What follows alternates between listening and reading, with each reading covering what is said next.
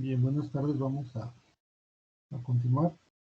Estábamos, o lo último que revisamos en la sesión previa fueron algunas operaciones de transformación.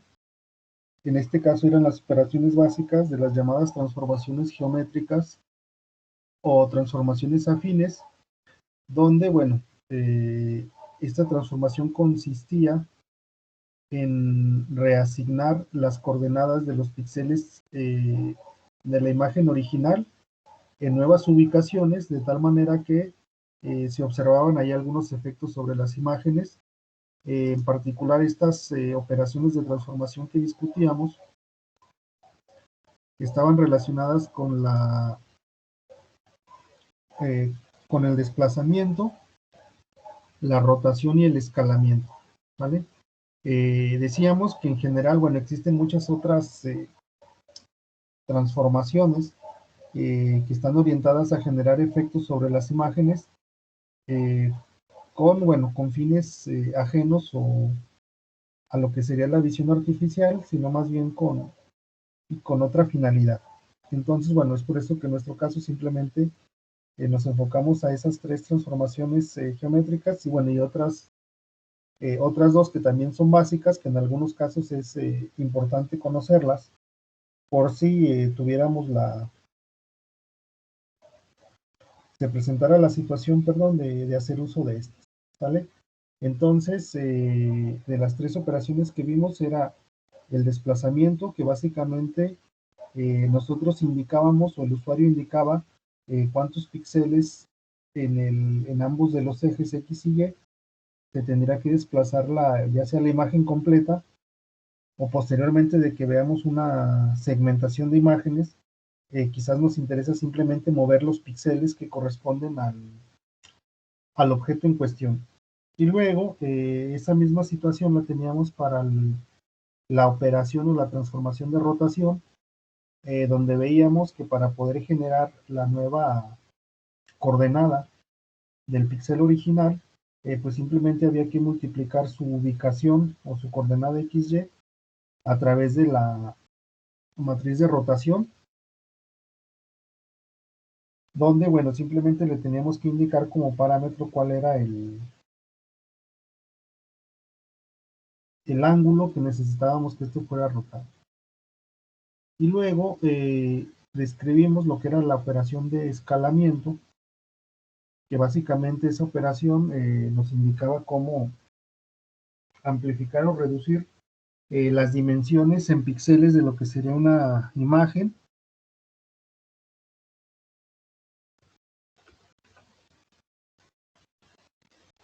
Y bueno, básicamente ahí teníamos que recibir como parámetro un factor constante y ya en función de ese factor íbamos a multiplicar las dimensiones originales por ese factor, de tal manera que mediante esa operación o multiplicación se iban a determinar las dimensiones finales de la imagen resultante, ¿vale? Y bueno, veíamos el caso de un ejemplo donde veíamos el caso de una ampliación de la imagen. Y veíamos, bueno, que de manera adicional, eh, cuando, se, cuando, re, cuando se tenía como resultado de las operaciones una modificación en el contenido de la misma, es decir, veíamos que, por ejemplo, para el caso de la rotación, iban a quedar algunos vacíos o huecos. Entonces, para poder resolver ese tipo de situaciones, básicamente decíamos que se recurría a los procesos de interpolación, donde los píxeles que quedaban vacíos, básicamente la idea era rellenarlos con valores similares a los píxeles cercanos o vecinos. Entonces, en ese sentido, comentamos que había diferentes procedimientos de interpolación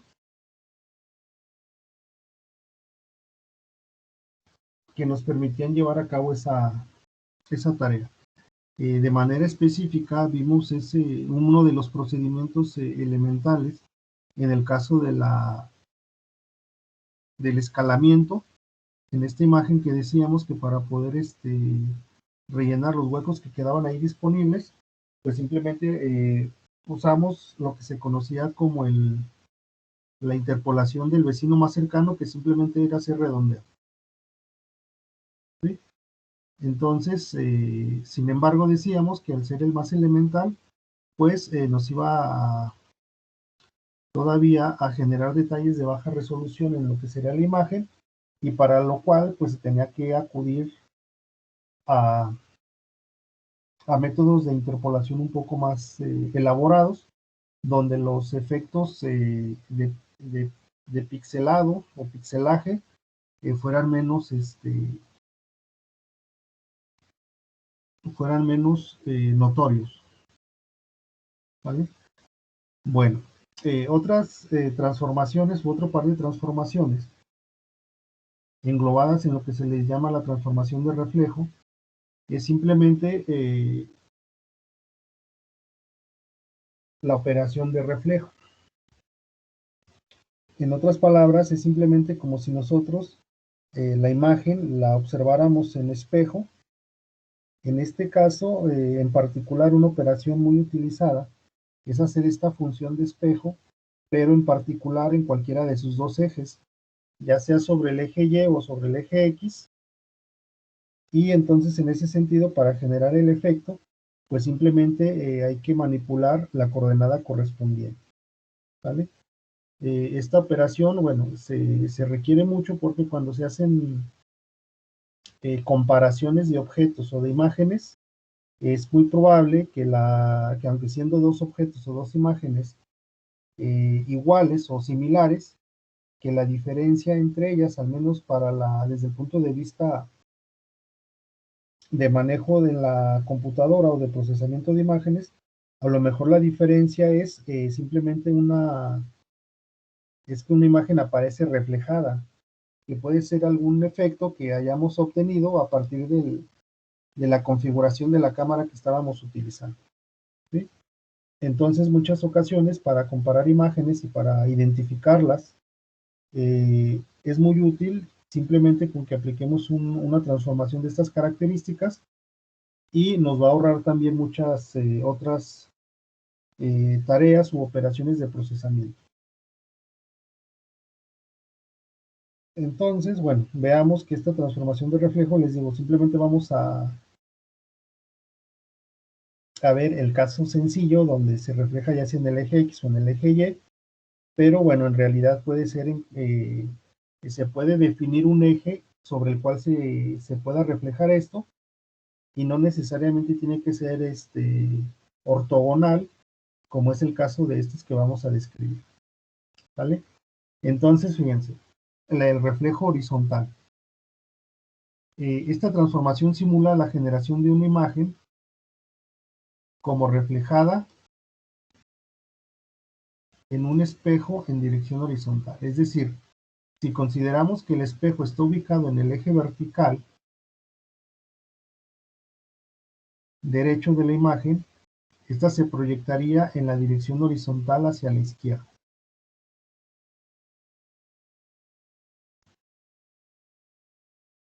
Digamos, este efecto o transformación se obtiene dejando la posición Y de cada píxel fija y reasignando la coordenada X de cada píxel. Por ejemplo, si se tiene una imagen Y de X, Y en dimensiones M por N, entonces su reflejo horizontal es el siguiente. Entonces vean, este reflejo horizontal quiere decir que lo que vamos a manipular es la coordenada en el eje X, y la coordenada en el eje Y queda fija. De tal manera que, escrito en forma de ecuación, tendríamos lo siguiente. Vean, la imagen resultante simplemente sería las posiciones en Y, esas son las mismas. Lo único que cambiaría sería que en la imagen resultante sus píxeles en Y, o en X, perdón, la posición X se reasigna de tal manera que la nueva posición en X es simplemente la diferencia de m menos x, donde m representa el valor máximo de la coordenada en x. ¿Sí? Aquí en términos, bueno, simples, sería lo siguiente. Imagínense que de origen, vamos a suponer una imagen de dimensiones de 100%. Entonces quiere decir que de origen, las coordenadas en el eje X de la imagen Y sería de la 1 a la 100. ¿Vale? En la imagen resultante simplemente lo que hay que hacer es que el contenido de la coordenada 1 a la 100 en la imagen resultante aparezca en orden invertido. ¿Qué quiere decir eso? Que en la imagen resultante, en la posición 1, tenga el contenido de la imagen original en la posición 100. Y luego en la posición 2, tenga lo que había aquí en la 99, en la 3 lo que había en la 98 y así, etcétera. De tal manera que lo que aquí estaba de 1 a 100, aquí quedaría de 100 a 1. ¿Sí? Y eso es básicamente lo que, ese es básicamente el efecto que se genera al aplicar esa expresión.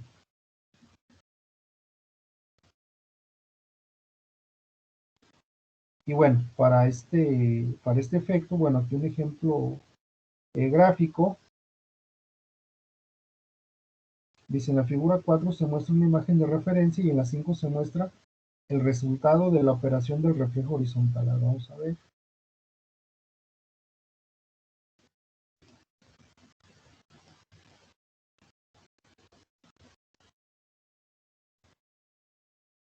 Bueno, entonces, suponiendo que esta fuera nuestra imagen de referencia y le aplicamos el reflejo horizontal,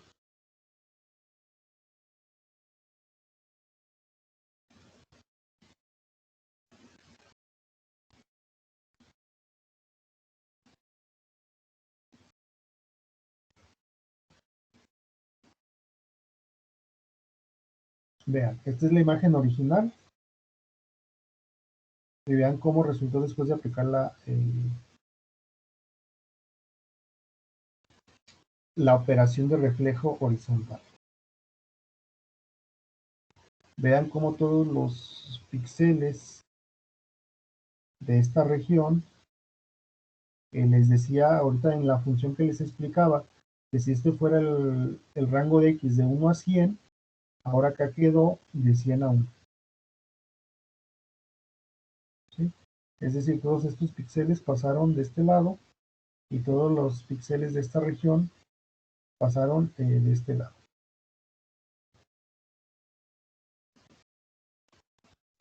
¿Sí? Eso fue simplemente al hacer esto. Que esta x fuera igual a lo que tenemos ahí. El caso de la coordenada vertical y queda, o esa no se manipula.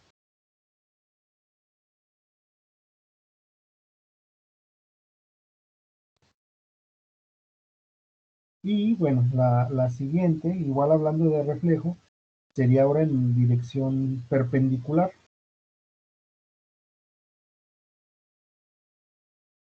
Diríamos, el efecto y el procedimiento es similar al reflejo horizontal, solo que ahora se puede considerar que el espejo se encuentra en el eje horizontal inferior de la imagen.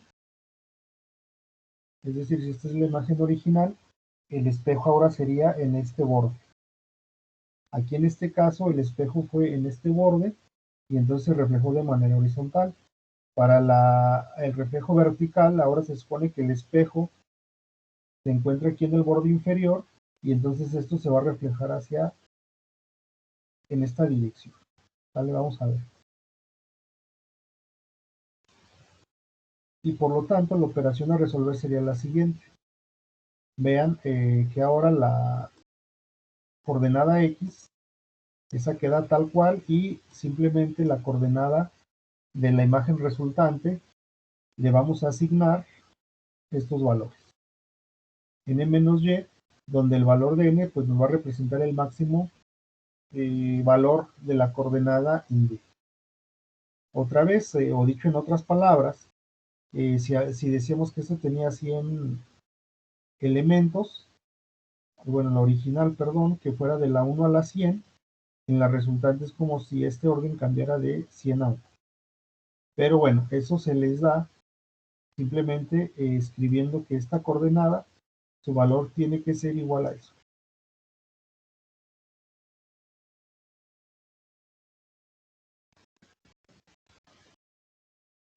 Y bueno, aquí sería el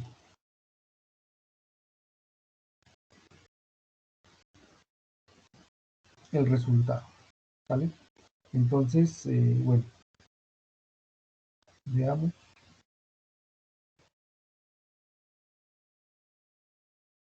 Aquí está. Este es el espejo. Vamos a decir que se reflejó en dirección vertical hacia abajo. Y aquí lo tengo. ¿Sí? Entonces, bueno, esa es la operación de reflejo, en este caso en dos direcciones en particular, perpendiculares, pero les digo, en términos más generales, esta operación de reflejo se puede construir de acuerdo a algún eje que nosotros definamos como referencia y sobre ese eje se considera que está el espejo, ¿vale? Estas formas, vamos a decir básicas, son muy utilizadas para efectos de comparar imágenes, donde muchas de las veces la relación que existe entre las imágenes simplemente es un reflejo de estas características, ¿sí?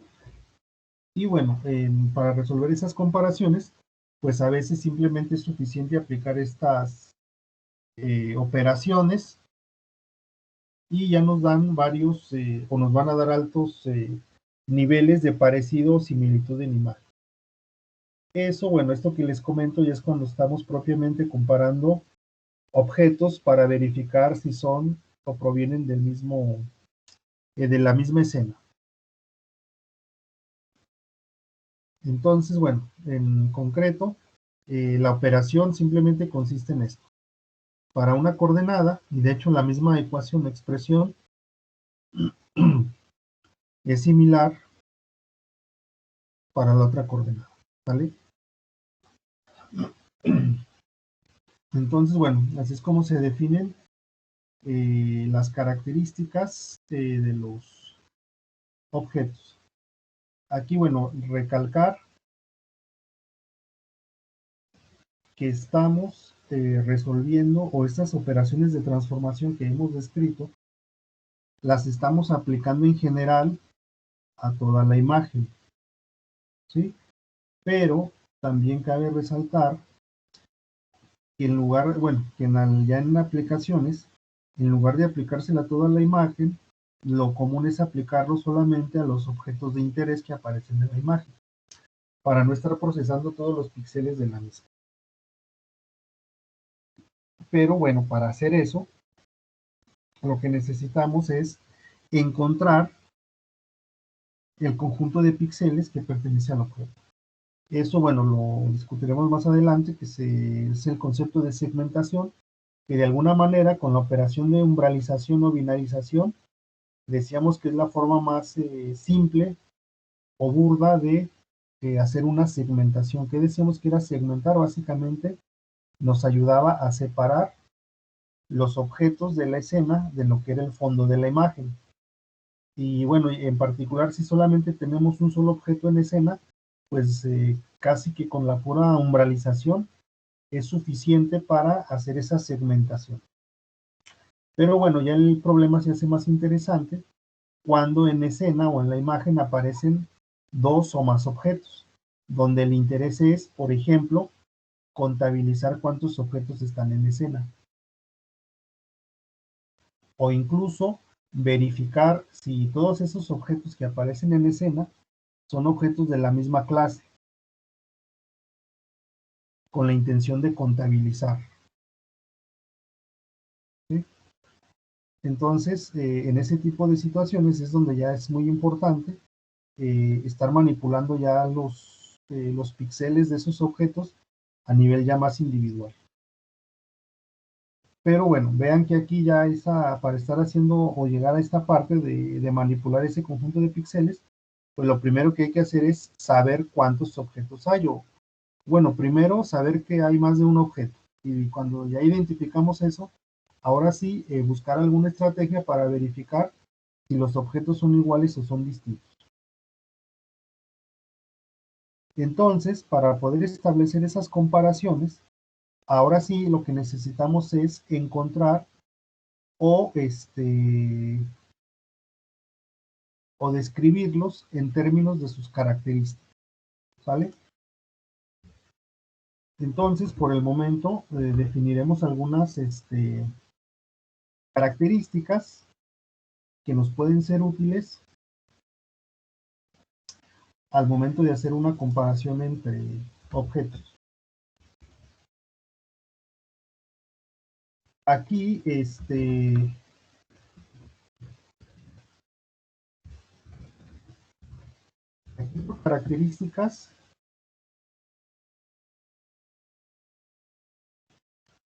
aquí por características, debe de ser cualquier cualidad distintiva de los objetos en escena. Quizás ustedes, no sé si previamente hayan trabajado ya con un sistema de visión básico, donde a lo mejor el principal distintivo haya sido los colores, pero vean que bueno, pensar solamente en colores es pensar en una situación muy limitada, ¿sí? Imagínense, a ver, por ejemplo,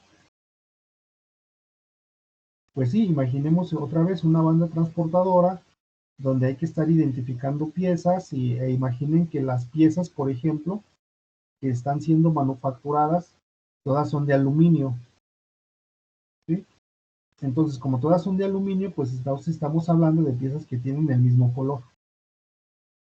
Entonces, hay una de dos, igual, o sea, digamos que cuando sea válido o cuando sea factible el utilizar la distinción de objetos a través de los colores, pues está muy bien, ¿sí? Porque al final de cuentas, pues son otras características que tienen los objetos. Y aquí acuérdense que cuando entremos a esas tareas de identificar objetos, pues la filosofía de siempre, ¿no? Lo más sencillo. Si lo más sencillo es considerar colores, pues adelante, utilicemos colores. Pero es importante conocer otras herramientas porque a lo mejor a veces será más sencillo utilizar otras propiedades de los objetos. Y entonces, fíjense, si nosotros nos encajonamos solamente en los colores, ante un problema que yo les decía de que si yo tengo un conjunto de piezas y que todas son de aluminio, pues todas tienen el mismo color. Entonces, imagínense que ahí además tengamos que invertir en la línea de producción, donde después de que salgan de cada máquina de manufactura le tenga que poner un color, pues ahí ya me va a costar más dinero desde el punto de vista de la línea de producción. Entonces, tengan por seguro que esa no será una solución, ¿no? Para un sistema de visión. Entonces les digo, habrá situaciones donde sí se preste colocar colores, pero que la propia línea de producción así lo permita. Pero habrá ocasiones en las que es incluso prohibitivo utilizar esos colores y entonces, bueno, tenemos que acudir a otro tipo de características. Es por eso que les digo, en general, cuando hablemos de sistemas de visión, si la tarea vamos, si nos dan la libertad a nosotros de, si nos dan la libertad a nosotros de generar el sistema de visión e incluso de meternos un poco ahí al producto, pues en definitiva, pues hasta tenemos la libertad de ponerle marcas al producto. Es lo que se hace hoy día, por ejemplo, si ven algunos envases, eh, bueno, hablando de sistemas de envasado, por ejemplo, ustedes chequen, por ejemplo, las de la industria de los refrescos. Si ustedes ven o la manufactura o las botellas de cristal, hablando igual de refrescos, incluso de la de cerveza, van a ver que trae ahí algunas marcas. Entonces tengan por seguro que muchas de esas marcas que traen esas botellas es para facilitar un poco el proceso de automatización dentro de sus líneas de embotellado, por ejemplo. ¿Sí? Igual si ven las envolturas bueno, de los distintos productos que tenemos al alcance ahí en la tienda, pues van a ver que muchas de esas envolturas traen marcas, incluso muchas de ellas a colores. Entonces tengan por seguro que son códigos que lo más seguro se utilicen dentro de los procesos de automatización y no tengan duda de que muchas de esas marcas están orientadas a que los sensores que están puestos en los sistemas de automatización ayuda o les facilita pues identificar esas tipo de piezas, ¿sí? Incluso en las líneas de producción o de ensamblaje de tarjetas de circuitos electrónicos, bueno, ahí sí hay, digamos, como el proceso es entre comillas automático, a veces algo manual, ahí vean que sí, por ejemplo, sí se utilizan también sistemas de visión para verificar, por ejemplo, si una tarjeta, bueno, ya hablando de un sistema de calidad, si las tarjetas cuentan con todos sus componentes. Entonces, ahí vean, bueno, ahí digamos cuál es la prueba que se le hace. Vamos a suponer que tenemos una tarjeta de circuito impreso y pensemos en circuitos integrados, que deba de traer una tarjeta, vamos a decir, una tarjeta cuadrada de 10 por 10 centímetros y que debe de traer ahí incrustados, no sé, algunos 5 circuitos integrados. Entonces, bueno, nosotros ya más o menos estamos familiarizados con la forma de esos circuitos integrados. Sabemos que son pues cuadrados o rectangulares, más o menos la resina de la que están hechos o el material es epóxico, pues sabemos que es un poco de color negro. Entonces vean que ese tipo de características se prestan para tomar la fotografía, buscar esas formas rectangulares y por lo tanto saber si la tarjeta tiene todos los elementos necesarios, ¿sí? Ahí mismo, en ese mismo proceso de verificación de tarjetas electrónicas, ahí sí, creo que sí me he percatado, sí he visto igual, cuando abran algún dispositivo van a ver que trae ahí algunos marcas, en algunos casos que sí vienen a colores, traen ahí pegada por ahí alguna calcomanía. Normalmente, bueno, resalta, ¿no? Un color rojo, un color verde. Entonces, ahí sí tengan por seguro que los sistemas de inspección que utilizan a lo mejor sí se basan en colores, ¿sale? Entonces, aquí en términos más amplios sería buscar características. Ahora, como les acabo de comentar hace un momento, en muchas ocasiones simplemente nos dicen, pues ahí está la línea de producción, esas son las piezas, y pues ahí necesitamos un sistema de visión. Les digo, si podemos modificar lo menos posible o poner marcas o que no implique una inversión de marcar para facilitar nuestro sistema de visión, pues es válido, incluso lo podemos proponer. Pero si nos restringen a que dicen, no, pues así está la línea y simplemente pues poner el sistema de visión y no hay que modificar nada. Pues ahí sí nos tenemos que adaptar y nosotros tratar de buscar cuál es la mejor solución. Les digo, en muchas ocasiones, pues los productos, quizás ya que llegan al final de la línea de producción, pues es probable que ya traigan algunas marcas.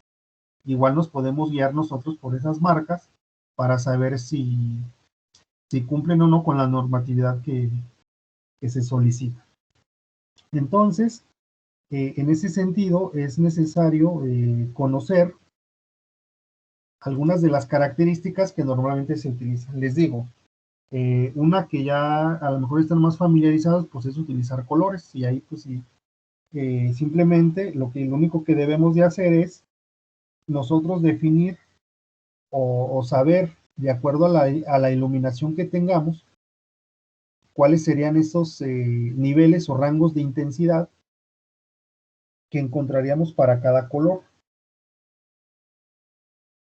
Otras características importantes son las que aquí menciono, que es el área, el perímetro y el centro de masa.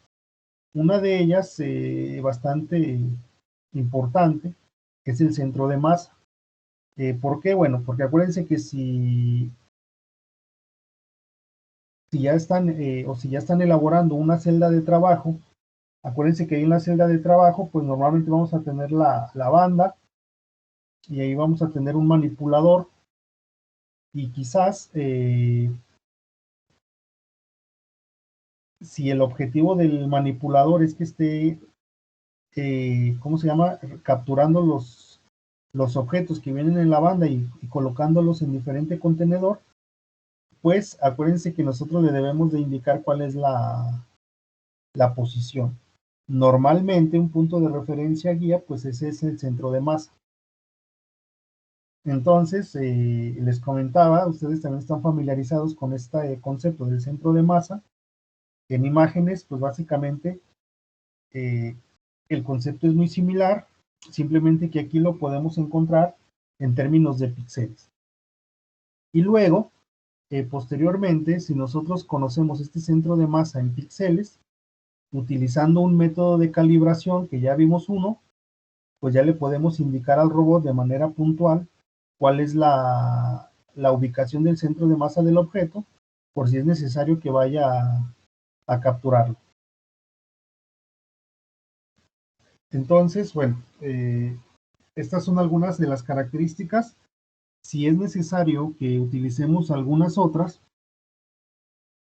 pues ya las iremos mencionando, pero digamos como referencia o para efectos de comparación de objetos, podemos calcular o estimar este tipo de información y luego pues ya simplemente nuestro problema de clasificación o identificación de objetos simplemente se va a traducir a preguntar por estos parámetros de manera directa, ¿vale? Por ejemplo, imagínense que estamos generando tres tipos de objetos de diferente forma, ¿sí? Tres tipos de objetos de diferente forma y bueno, si gustan también aquí podemos decir de diferente color.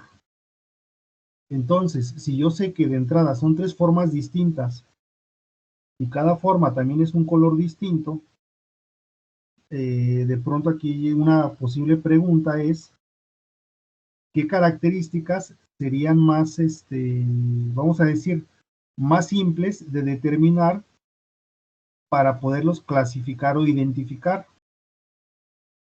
Les digo, nos podemos ir con la finta de los colores, pero ahí el asunto de los colores es que de manera adicional, bueno, no de manera adicional, sino que necesitaríamos un sistema de iluminación confiable para que los colores se quedaran siempre bien definidos en un rango de intensidades, ¿sí? Pero sin embargo, si yo conozco el área y yo sé que las formas están bien identificadas, pues a lo mejor es más fácil para mí, que no me meto en problemas de los colores, calculo directamente el área y comparo el área. Y con eso ya los puedo identificar. Entonces vean que incluso pueden existir diferentes características, pero otra vez la solución o cuál es la mejor, pues va a depender de nosotros, ¿sí? ¿Cuál es la característica que va a permitir que el sistema tenga un mejor desempeño? Siempre esa va a ser la cuestión, ¿sí? Es buscar características y al igual, estas que les menciono, pues tampoco les digo que son las únicas ni las mejores. ¿Por qué? Bueno, porque incluso también estas en combinación con los colores pueden todavía dar resultados más confiables, ¿sí?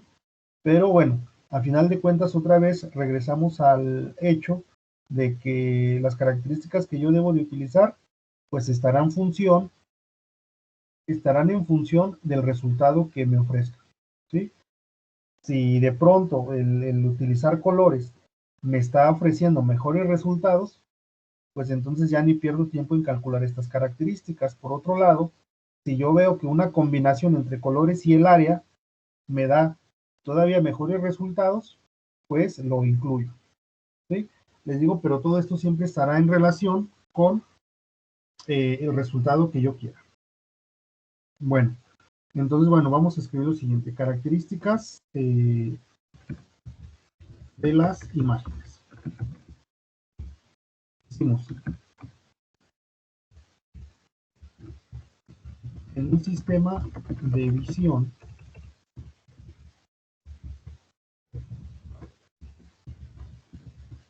las imágenes capturadas deben de ser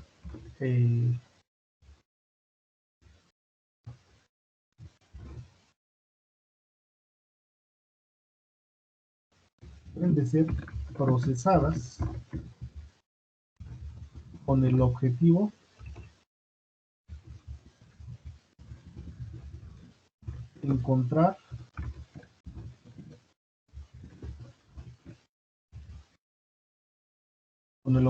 de encontrar características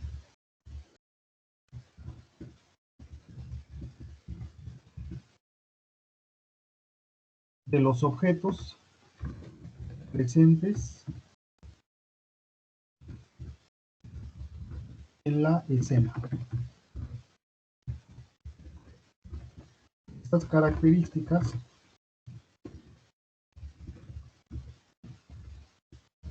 son las que proporcionan información al sistema de visión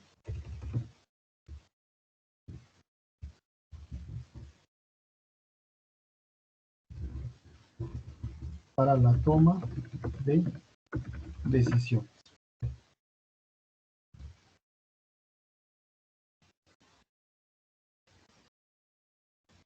Ponemos. Además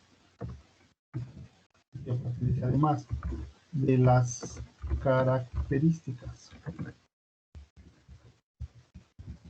de los colores,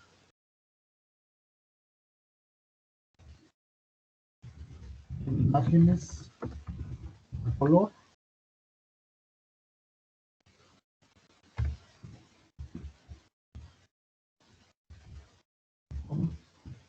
encontramos otras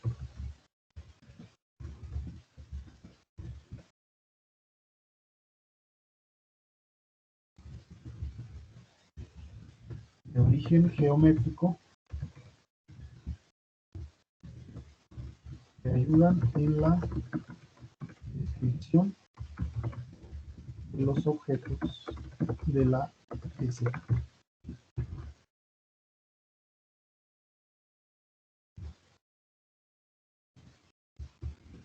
Por mencionar algunas,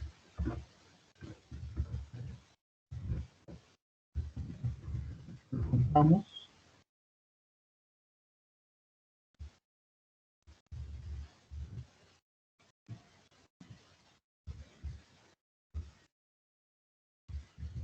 líneas, esquinas, área, perímetro,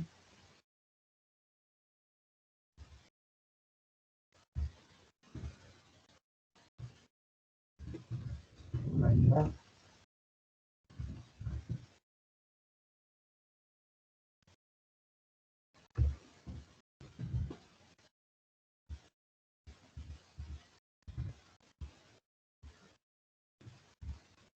centro de masa,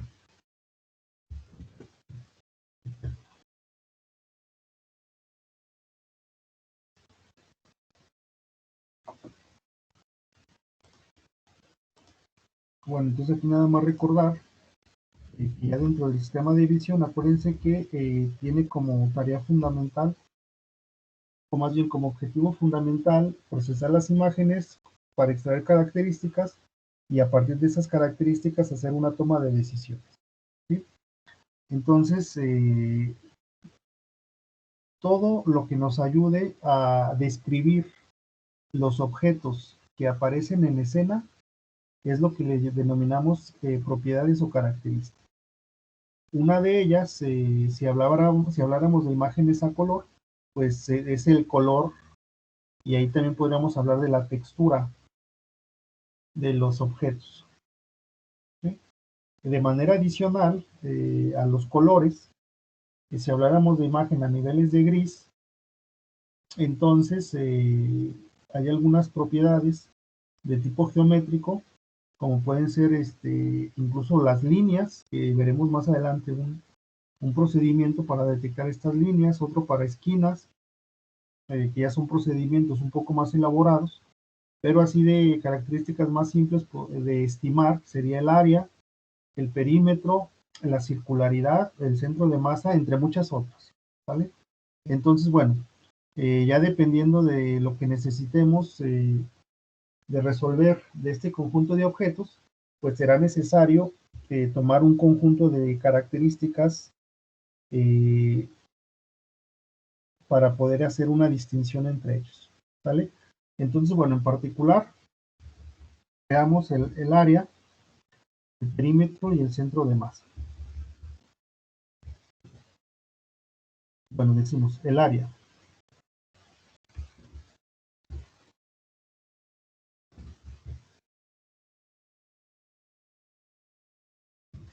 Decimos, un objeto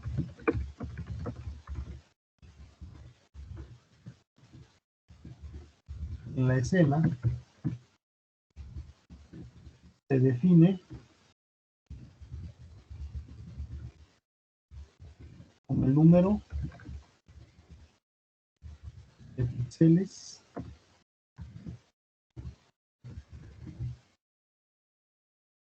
vamos a decir que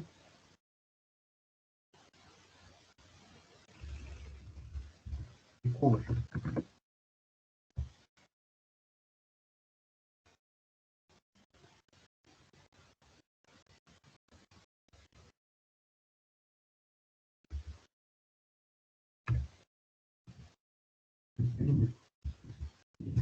Un objeto en la escena se define como el número de píxeles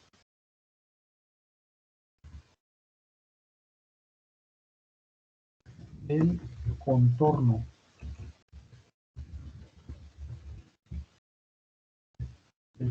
del objeto.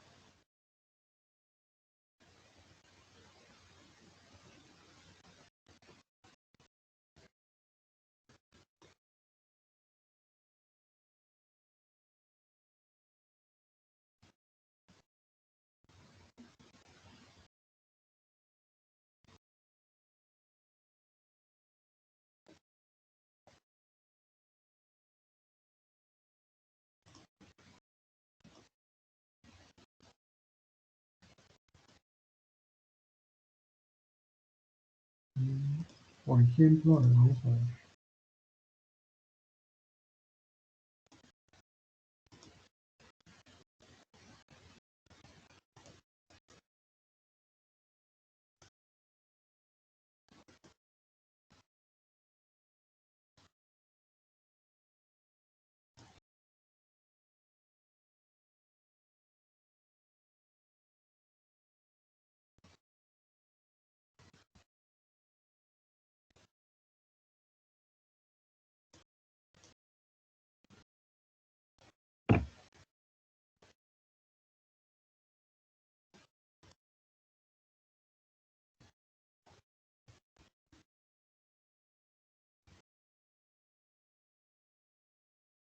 Por ejemplo,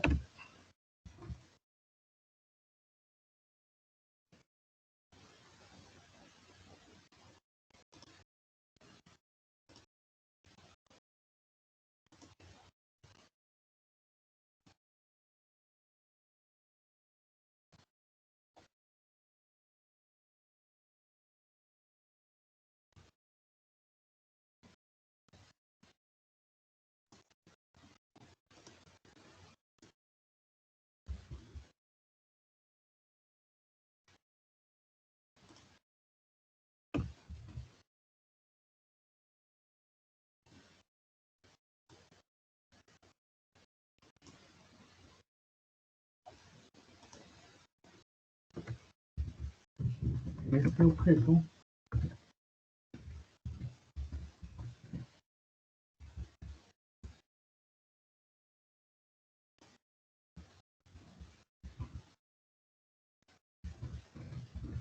el área es de, fíjense, para escribir una función que nos ayude a calcular el área, simplemente lo que hay que hacer es, ahí está el objeto ya segmentado y aislado de lo que es el fondo, aquí está umbralizado, y simplemente contabilizamos el número de píxeles, que sería, aquí sería 1, 2, 3, 4, 5, 6, 7, y sería 1, 4, 5, 6, sería 42 píxeles.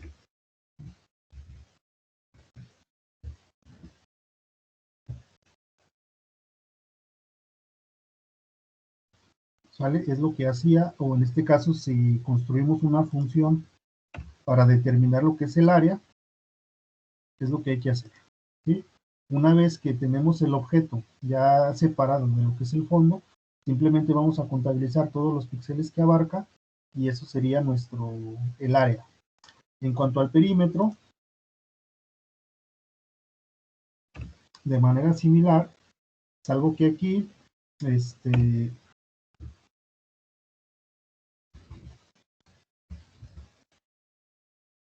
simplemente contabilizamos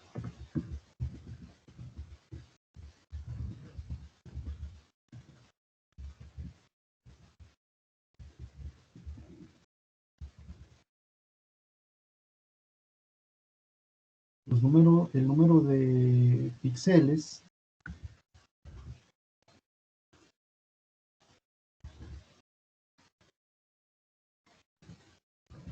que están en el contorno.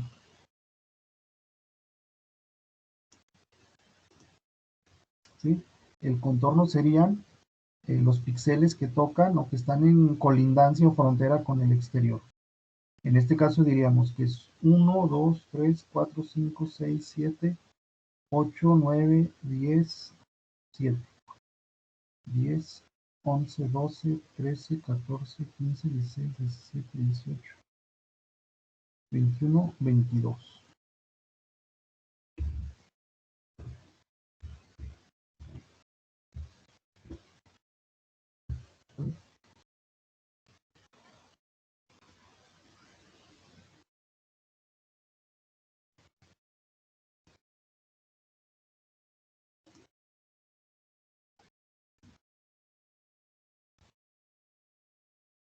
Y bueno, el centro de masa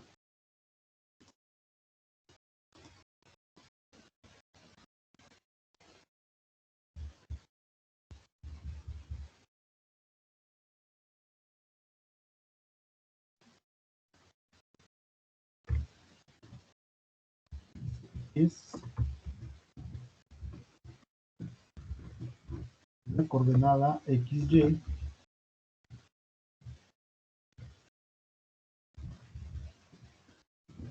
representativa